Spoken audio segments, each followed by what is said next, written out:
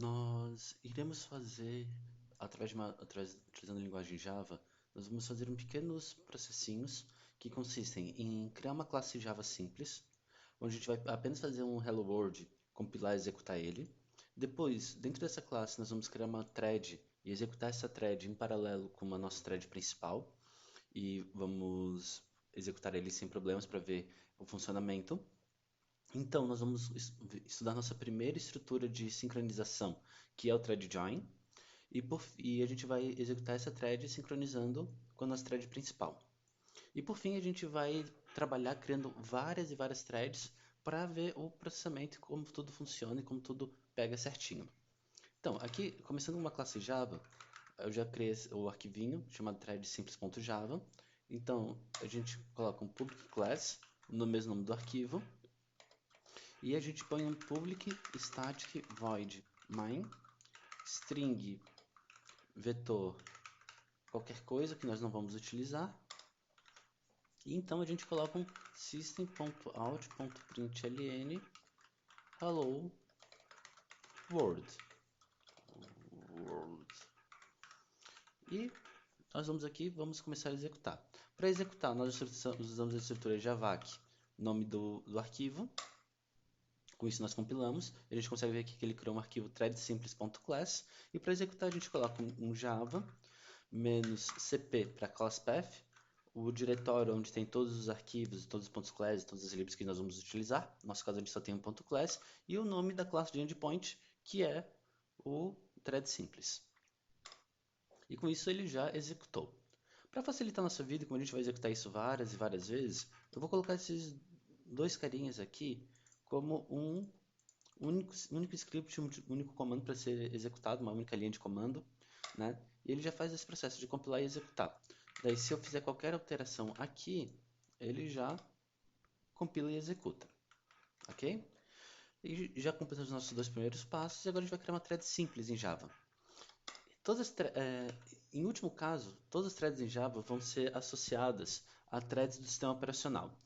E a gente cria isso através da classe thread, que nós conseguimos ver aqui, que ele faz parte do pacote java.lang. Então ele é um pacote, ela já vem por padrão em todas as instalações de Java, a gente não precisa importar nada para isso. A gente dá um nome e a gente dá um new thread.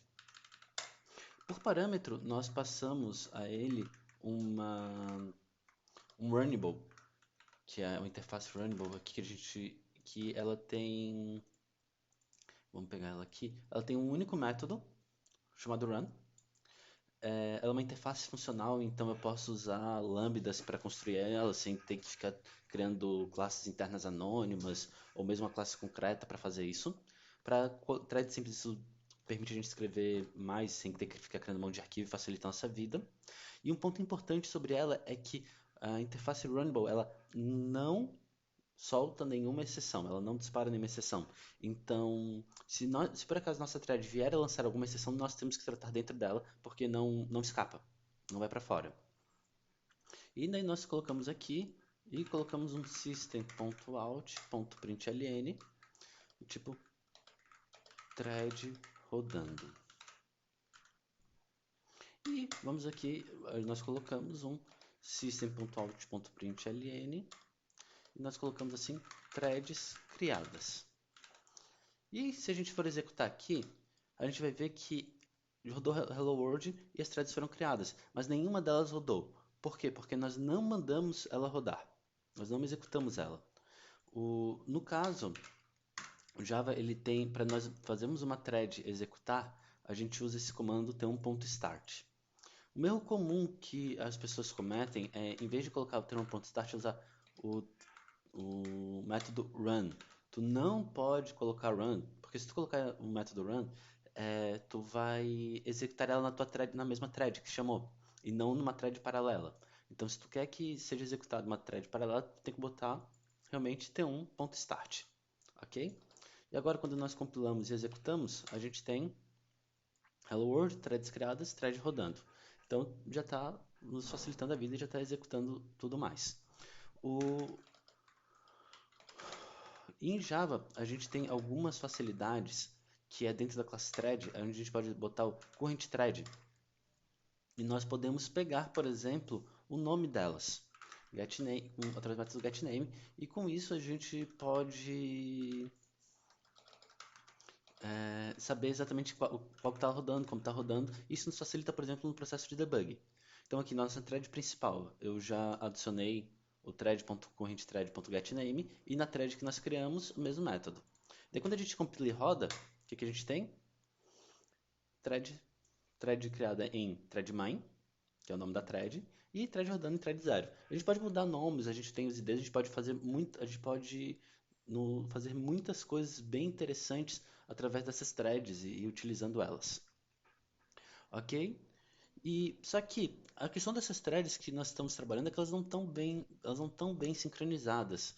Porque se eu colocar aqui, tem um ponto start, se eu botar aqui, threads criadas, se eu botar aqui, esperando executar as threads, e nós colocarmos aqui um thread.sleep de 3 segundos, ele vai aqui pedir para a gente tratar, a gente coloca um try catch, porque nós não podemos colocar, soltar a exceção para fora. Se nós colocarmos aqui esperando as threads executarem,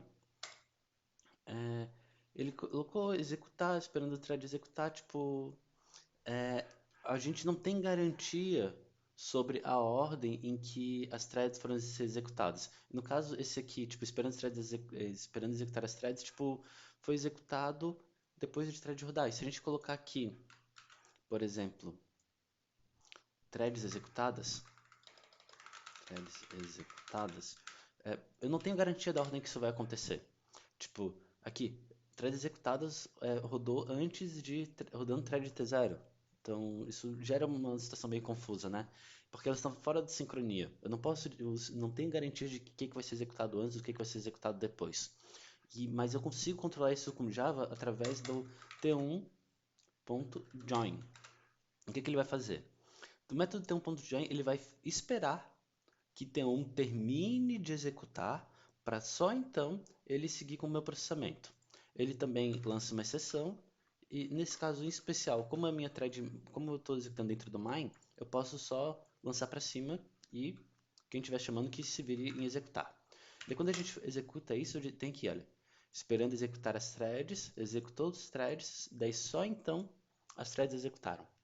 Daí com isso eu forço o funcionamento e eu forço a sincronização das threads. Beleza? E com isso a gente já termina aqui, criamos nossa thread, executamos e criamos nossa thread, executamos de forma sincronizada. E agora nós vamos criar várias threads para a gente poder trabalhar e ver elas rodando em paralelo. Então eu criei aqui um int, um private static final int num threads. Vamos botar inicialmente com 5 threads. Ele está sendo usado. E em vez da gente colocar isso, a gente cria. Tá, isso aqui tem que ser aqui. E daí, em vez da gente colocar, a gente faz um for de até num threads. Nós colocamos aqui um list thread chamado threads, recebe o new array list. Nós criamos nossa thread bonitinha e nós adicionamos ela no nosso vetorzinho de threads, que vai ter todas as threads serem executadas. Aqui agora o t1.start começa, ele não existe mais, então o que a gente faz? A gente pega nossas threads, nós podemos usar o método forEach e podemos colocar um t.t.start. E ele vai executar um a um todos os processos. Da mesma forma, para fazer o join, daí ele vai executar todas as threads e vai processar elas na ordem que quiser. Da mesma forma, para fazer o join, a gente faz o threads.forEach t.key t.join. No caso, é que ele vai reclamar porque, de novo, lança uma exceção, a exceção precisa ser tratada. Então, nós colocamos um try catch para poder trabalhar com isso sem problemas. E a única coisa que eu vou adicionar aqui, eu vou botar thread rodando e thread rodada. Daí com isso a gente vai saber assim, thread rodando, vai dar um sleep de 3 segundos, então quais threads rodaram. Daí, se nós compilarmos e executamos, a gente vê assim, ele criou as threads, criou o thread 0, 1, 2, 3, daí nisso ele passou a executar, daí ele retornou o comando para thread main, depois ele voltou para 1, 2, 3, 4. Como são só 5 threads, a questão da contagem delas, de deu erro e não ter, tipo, acaba ficando um pouco... A gente não consegue vê-las embaralhando muito. Mas, se nós pegarmos e mudarmos aqui para 50 threads, por exemplo, a ilusão de ordem deixa de existir. Elas foram criadas e começaram a ser chamadas ao mesmo tempo, mas agora quando elas voltam a gente tem a 0, 1, 2, 3, 5, 4, 6, 7, 8. E ela já começa a embaralhar o resultado. E é sempre bom nós refrisarmos isso, porque no contexto multithreading, se nós não forçarmos as sincronizações, nós não saberemos a ordem que as threads vão estar executando. Então, a gente sempre tem que tomar cuidado para nós não assumirmos que vai agir de algum jeito, porque pode acontecer de não o processo de execução, ela agir de um jeito totalmente diferente. Ok? Até o próximo vídeo.